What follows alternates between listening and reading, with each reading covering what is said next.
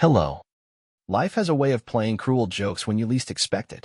You wake up thinking you're in a committed marriage, only to find out you're nothing more than a placeholder while your wife explores other honeymoon experiences. The universe must have been laughing when I booked that romantic getaway, blissfully unaware that I wasn't planning a trip. I was uncovering one. Marriage, for the most part, had been predictable. Not in a bad way, just steady, reliable, the way I thought a long-term relationship was supposed to be. I wasn't the kind of guy who needed constant excitement. Give me a stable job, a quiet evening with my wife, a well-aged bottle of bourbon, and I was content. Emily and I had settled into a comfortable rhythm over the years. There was no fiery passion like in the beginning, but I figured that was just part of growing older together. Passion fades, but trust? That's supposed to last forever. For 10 years, I believed in that trust. Looking back, I realize how stupid that was. I had planned something special for our anniversary. We hadn't taken a real vacation in years, always pushing it off for the right time, which never seemed to come. I wanted to change that. What better way than to relive our honeymoon? Key West had been perfect the first time. White sand, endless blue ocean, nights spent on a balcony with nothing but each other and the sound of the waves. Emily had been so happy back then. I wanted to see that look on her face again. So I booked it. The same resort, the same suite, the same ocean view. Every detail, down to the type of wine we drank on the first night. It was meant to be a grand, romantic gesture.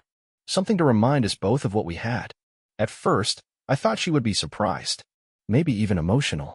But when I casually mentioned the idea in passing, I noticed something. A hesitation. A moment of discomfort in her expression, quickly masked, but still there. It didn't seem like excitement. More like concern. Like someone who had been caught off guard but didn't want to show it. I ignored it. Maybe she was worried about work, about getting time off. Maybe she felt guilty that she hadn't thought of something first. I had always been the planner in our relationship. She liked spontaneity, and I liked making things perfect. It was just our dynamic. After finalizing the booking, I forwarded her the confirmation email. That's when things started to unravel. A few hours later, I got an email from the hotel. They thanked me for choosing their resort again. Again? That was strange. I figured maybe they just had some automated message for returning guests. But then they mentioned how they hoped my stay would be as enjoyable as my last one. I stared at the email, rereading it, trying to make sense of it. There was no last one. We hadn't been back to Key West since our honeymoon. I chalked it up to a clerical error and replied, asking them to clarify. The response came almost immediately. They were delighted to welcome me back. They noted that my wife had stayed with them recently and asked if I wanted the same accommodations as before. They even offered to duplicate her special requests. The words didn't make sense at first. They sat in my inbox like a foreign language, refusing to register. Emily had been to Key West recently. Without me. A part of my brain tried to rationalize it. Maybe she had gone on a work trip? A girl's getaway? But none of that explained why she had booked the honeymoon suite. None of that explained why she hadn't mentioned it to me. I tried to push the thoughts away, but they gnawed at me, little termites burrowing into the foundation of everything I believed about my marriage. I checked our credit card statements. Sure enough, there it was, an expensive hotel charge from a few months ago. The same time she had told me she was visiting her sister in Chicago. I sat there, staring at the screen, feeling something inside me crack. The thing about betrayal is that it doesn't hit all at once. It seeps in slowly, like a leak in the ceiling you don't notice until the entire roof collapses. At first, you tell yourself it's a misunderstanding. You grasp at straws, trying to find any explanation that doesn't involve the person you love lying to your face. But the facts don't lie. Emily had gone back to our honeymoon destination. She had stayed in the same resort, the same suite. She had lied about where she was. And if she had done all of that, there was no use pretending she had gone alone. I tried to tell myself I needed more proof. But the truth was already there, staring me down. I just didn't want to accept it yet. I closed my laptop and sat in silence, listening to the faint hum of the air conditioning. The house suddenly felt unfamiliar, like I was sitting in someone else's life. The photos on the walls, the wedding pictures, the souvenirs from past vacations, they all looked fake now, props in a marriage that had been nothing more than a well-rehearsed lie. I wasn't sure what to do next. Confront her? Play dumb and dig deeper? Cancel the trip and pretend I never found out? I took a deep breath and reached for my phone. One thing was certain. I wasn't going to Key West for a honeymoon anymore. I was going for answers. There's a moment in every disaster where time slows down. The second before a car crash, The instant before a glass slips from your hands and shatters. That eerie, stretched-out pause where your brain registers what's about to happen, but your body hasn't caught up yet. That's how I felt after reading that email. The reality of it was settling in, thick and suffocating, wrapping around my chest like a slow-moving python. Emily had gone back to Key West without me. She had checked into the honeymoon suite, the same one we had shared a decade ago. And she had lied. Lies are funny things. When they're small, they feel almost harmless. White lies, little omissions, things we all do to keep the peace. But once you catch one, really catch one, it's like pulling a thread on a sweater. You keep tugging, thinking you can just remove one loose end, but instead, the whole damn thing unravels in your hands. I spent the rest of the day in a haze, going through the motions of normalcy while my mind spiraled into the abyss. I scrolled through my wife's social media, looking for any hint of a trip she never told me about. Nothing. Just the usual posts, pictures of her coffee, the occasional selfie, a few throwbacks to trips we had actually taken together. Then I checked our credit card statements again, this time with more focus. That's when I noticed the pattern. She hadn't just gone to Key West. She had spent money at expensive restaurants, high-end boutiques, and a few places I didn't recognize. Places that weren't just tourist attractions but romantic spots. Candlelit dinners. Sunset cruises. All booked under her name, using our shared account. She had been careless. Or maybe she had assumed I'd never look. People assume trust means not checking. That's the biggest lie of all. I dug deeper. Old emails. Flight confirmations. Even our phone bill. I wasn't sure what I was looking for, but I kept searching, hoping to find some loophole in the logic, something that would prove I was overreacting. Instead, I found more proof that I wasn't. Late-night phone calls to an unknown number. Charges for a second room service meal, though she had supposedly traveled alone. A charge at a jewelry store, one I knew she had never worn anything from. That was when it hit me. She hadn't just cheated. She had romanced someone else. This wasn't some meaningless fling. This was a carefully curated experience, a honeymoon do-over, just with a different groom. It was one thing to imagine my wife having a moment of weakness, some impulsive lapse in judgment. But this was premeditated, planned, executed down to the last detail. I felt something shift inside me. Betrayal doesn't hit you like a single blow. It's a slow, excruciating death by 1,000 cuts. Each piece of evidence wasn't just proof of an affair, it was proof that my marriage was a lie. That while I had spent years believing in us, she had been building something else behind my back. But what I did next? That was the part no one saw coming. I let it simmer for a few days. I acted normal, forcing myself to keep the mask on. I made dinner, kissed her goodnight, asked about her day, all while the knowledge festered inside me like an infection. She didn't suspect a thing. I didn't confront her. Not yet. I wanted her to feel safe. I wanted her to believe everything was fine. Because the worst punishment isn't an argument. It isn't a screaming match. It's letting them believe they got away with it. Then, at the perfect moment, you take it all away. I finalized the Key West trip, but I didn't cancel it. No, I made sure everything stayed exactly as it was. I wanted to see it with my own eyes. I wanted to stand in that suite and feel the ghost of their betrayal in the air. I wasn't going for closure. I was going for evidence. And once I had it, Emily would never see me coming. Part 3. The development of the action. Betrayal doesn't hit you all at once. It's a slow, creeping realization, like a leak you don't notice until your entire house is flooded. By the time you see the damage, it's already too late.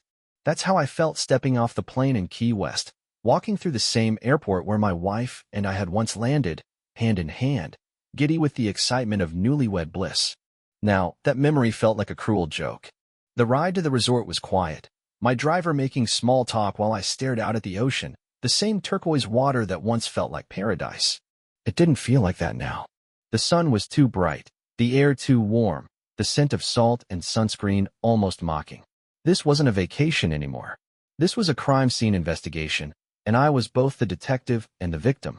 When I arrived at the resort, the déjà vu was overwhelming. The entrance looked exactly the same. Tall palm trees, polished floors, a grand open-air lobby filled with tourists checking in for their week in paradise. But I wasn't one of them. I was a man retracing the steps of my wife's affair. The woman at the front desk greeted me warmly, as if I were just another happy guest. Then she said it, the moment that made everything real. She welcomed me back, not just to the resort, but to my previous stay. Except I hadn't been here since my honeymoon. I nodded, forced a polite smile, and took my room key, pretending like nothing was wrong. But inside, everything was crumbling. The suite was exactly as I remembered it.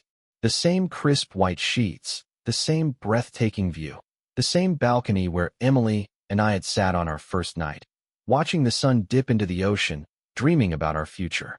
Except she had already rewritten that future, and I wasn't in it. I moved through the room, scanning every detail.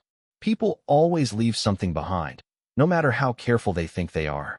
A receipt, a piece of clothing, a scent that lingers in the fabric. Something real, something tangible. Then, in the bathroom, I found it. Her toothbrush. Not the one she had packed for me, the one I had at home in our shared bathroom. A different one. A newer one. Still there, still sitting neatly in the cup by the sink, as if waiting for its owner to return. A wave of nausea rolled through me. This wasn't an accident. This wasn't some meaningless fling, some spur-of-the-moment lapse in judgment. She had been comfortable enough here to leave something behind. I stepped back, gripping the counter, trying to process what that meant. Emily hadn't been in a hurry. She hadn't been sneaking around, afraid of getting caught. She had been at ease. She had stayed long enough, felt safe enough, to unpack. That's what shattered me. Not the idea of her with someone else, not the physical act of betrayal, but the intimacy of it. She had nested here. She had brushed her teeth with another man, slept in this bed without fear, let him into her life in ways I hadn't even suspected. The room felt smaller now, suffocating. I needed air. I stepped out onto the balcony, my hands gripping the railing as I forced myself to breathe. Below, the resort stretched out in perfection. Pools glistening, couples strolling hand in hand, waiters carrying trays of cocktails to guests lounging under cabanas. For them, this place was paradise. For me, it was the backdrop of my wife's deception. I looked down at the beach. That's when I saw him. At first, it was just a glimpse. A man sitting at the beachside bar, relaxed, a drink in hand. But something about him felt familiar, a nagging sense that I'd seen him before. And then it hit me. I had. Not in person, but in a reflection. A blurry image I had ignored at the time, captured in the background of a vacation photo Emily had posted months ago. She had been here with him. And now, so was I? Part 4, the climax. Realization doesn't come with a dramatic thunderclap. It's quieter than that, more insidious. It slithers in, coils around you, and tightens until you can't breathe. That's what it felt like as I stood on the balcony, staring down at the man sitting at the beachside bar, the man I had unknowingly seen before, in the background of one of Emily's carefully curated vacation photos. She had been here with him. And now, so was I? For a long moment, I just stood there, gripping the railing, my mind working at a pace too fast for my body to keep up. Every piece of evidence, every suspicion, every late-night, work trip, came crashing together, forming the full, unshakable truth. Emily hadn't just cheated. She had brought him here. She had nested here. This wasn't a mistake. This was a second honeymoon. And he was still here. My pulse steadied, not out of fear, not out of indecision, but out of certainty. There were no more questions to ask, no more doubts to weigh. The equation was complete, and the only thing left was to decide how I wanted to end it. I walked downstairs, moving through the resort like I belonged, like I was just another guest grabbing a drink before settling in for an evening in paradise. My steps were slow, measured, every ounce of rage tucked away beneath something colder, something sharper. As I approached the bar, I got a closer look at him. Mid-40s, clean cut, the kind of man who looked like he played golf on the weekends and cheated on his wife on business trips. He was relaxed, completely at ease, sipping his drink like he hadn't helped dismantle a decade of my life. I wanted to laugh. This was it? This was the great secret Emily had built her lies around? This man, this ordinary, forgettable man, was worth burning our marriage to the ground? He didn't even know I existed yet. I took a seat a few stools away, ordering a drink I didn't intend to drink. My goal wasn't confrontation. It wasn't some dramatic outburst. It was control. I needed to know more. How long they had been together. How deep this went. And, more importantly, what Emily had told him about me. So I listened. I watched. And then, I followed. The resort was vast, designed for couples looking to disappear into their own private world. It was easy to stay hidden, to blend into the background, to track him without drawing attention. He walked casually, making his way toward the guest villas, the more private accommodations, separate from the main hotel rooms. My heart pounded, steady and slow, as I realized exactly where he was heading. To Emily. I kept my distance, watching as he unlocked the door and stepped inside.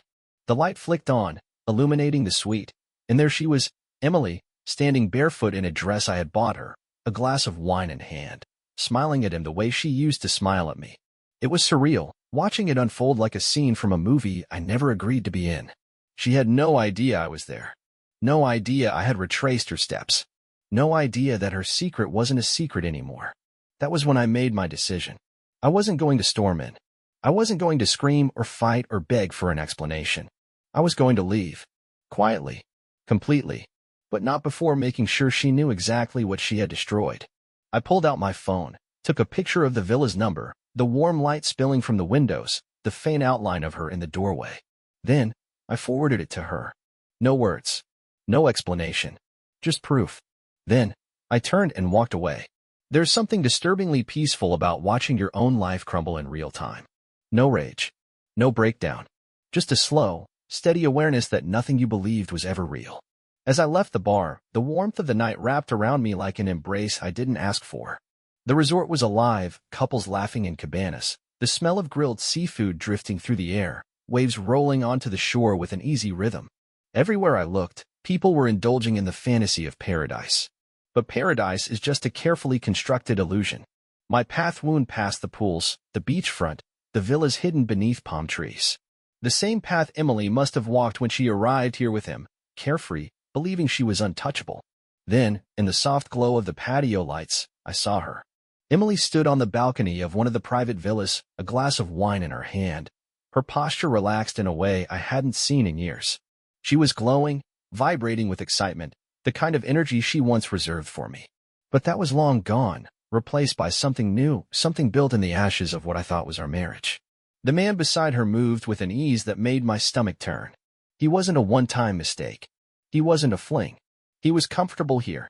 They laughed together, the kind of laughter that came from inside jokes, from shared moments beyond just stolen hours in hotel rooms.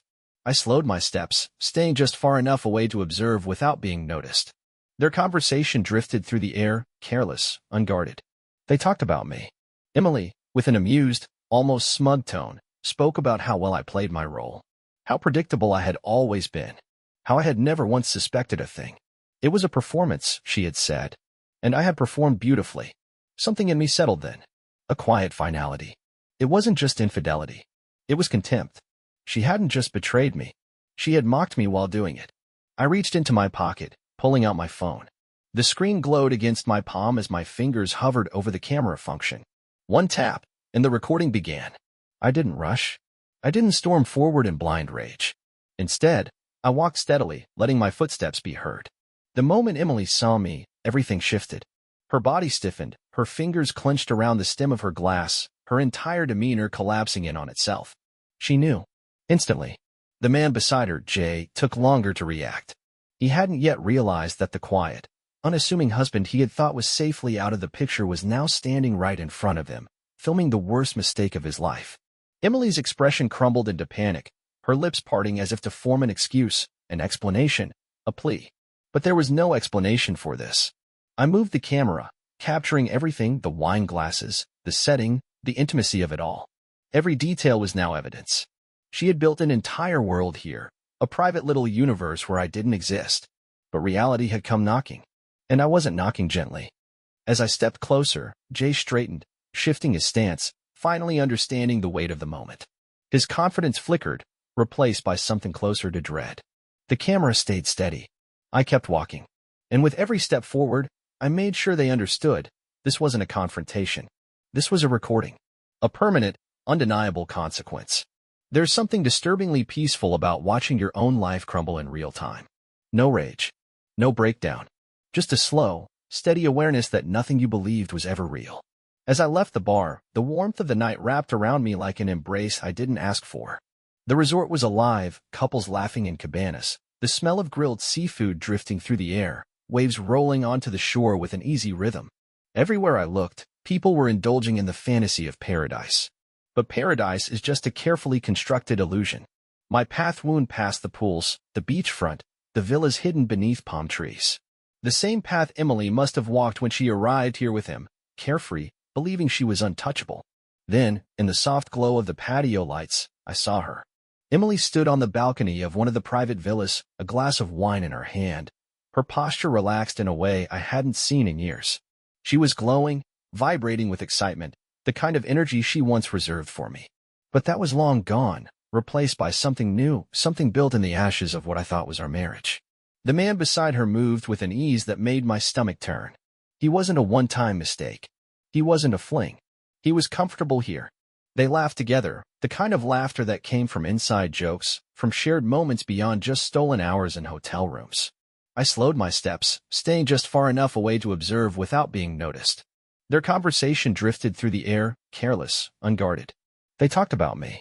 Emily, with an amused, almost smug tone, spoke about how well I played my role. How predictable I had always been. How I had never once suspected a thing. It was a performance, she had said. And I had performed beautifully. Something in me settled then. A quiet finality. It wasn't just infidelity. It was contempt. She hadn't just betrayed me. She had mocked me while doing it. I reached into my pocket, pulling out my phone. The screen glowed against my palm as my fingers hovered over the camera function. One tap, and the recording began. I didn't rush. I didn't storm forward in blind rage. Instead, I walked steadily, letting my footsteps be heard. The moment Emily saw me, everything shifted. Her body stiffened, her fingers clenched around the stem of her glass, her entire demeanor collapsing in on itself. She knew. Instantly. The man beside her, Jay, took longer to react. He hadn't yet realized that the quiet, unassuming husband he had thought was safely out of the picture was now standing right in front of him, filming the worst mistake of his life. Emily's expression crumbled into panic, her lips parting as if to form an excuse, an explanation, a plea. But there was no explanation for this. I moved the camera, capturing everything, the wine glasses, the setting, the intimacy of it all. Every detail was now evidence. She had built an entire world here, a private little universe where I didn't exist. But reality had come knocking. And I wasn't knocking gently. As I stepped closer, Jay straightened, shifting his stance, finally understanding the weight of the moment. His confidence flickered, replaced by something closer to dread. The camera stayed steady. I kept walking. And with every step forward, I made sure they understood. This wasn't a confrontation. This was a recording.